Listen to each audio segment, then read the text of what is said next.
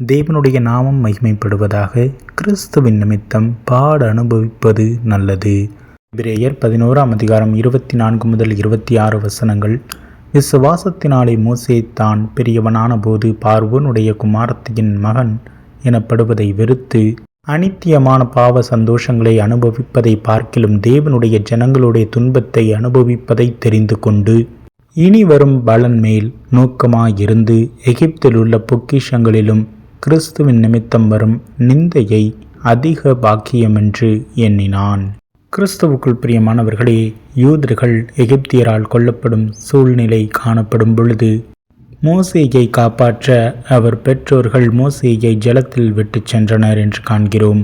பார்வோனுடைய குமாரத்தி அவனை ஜலத்தினின்று எடுத்து மோசே என்று பெயரிட்டு தனக்கு பிள்ளையாக வளர்த்தாள் என்றும், பற்றி எரிந்த முட்செடியின் மூலம் தேவன் மோசேயோடு பேசின போது அதை அனைத்தும் உணர்ந்தவராக மோசே யூதர்களை காப்பாற்றி ஜீவனுள்ள தேவனின் சித்தத்தை நிறைவேற்றினார் என்றும் காண்கிறோம்.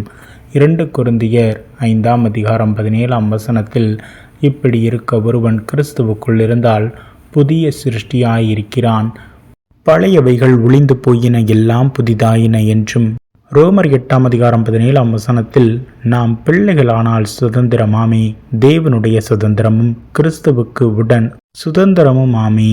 கிறிஸ்துவுடனே கூட நாம் மகிமைப்படும்படிக்கு அவருடனே கூட பாடுபட்டால் அப்படியாகும்.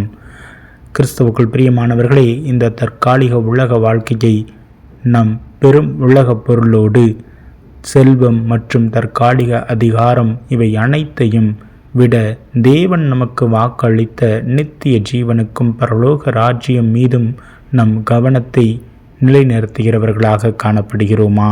அவர் சுத்தம் செய்யும் பொழுது கிறிஸ்துவின் நிமித்தம் நமக்கு வரும் நிந்தை, அவமானம், கேலி மற்றும் துன்பங்களை சகிக்கின்றோமா? ரோமர் 2:7 வசனத்தில், சோர்ந்து போகாமல் நற்கிரியைகளை செய்து மகிமையையும் கனத்தையும் அழியாமையையும் தேடுகிறவர்களுக்கு நித்திய ஜீவனை அளிப்பார் என்று வசனம் சொல்கிறதே. கிறிஸ்தவுக்குள் பிரியமான சகோதர சகோதரிகளே, நம்மை நாம் தாழ்த்துவோம், அவர் சமூகத்தை பற்றி கொள்வோம்.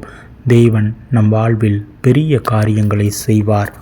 பழையவைகள் ஒழிந்து போயின. கிறிஸ்துவின் நிமித்தம் பாடுபட்டால் நிச்சயம் நன்மையே. ஆமீன்.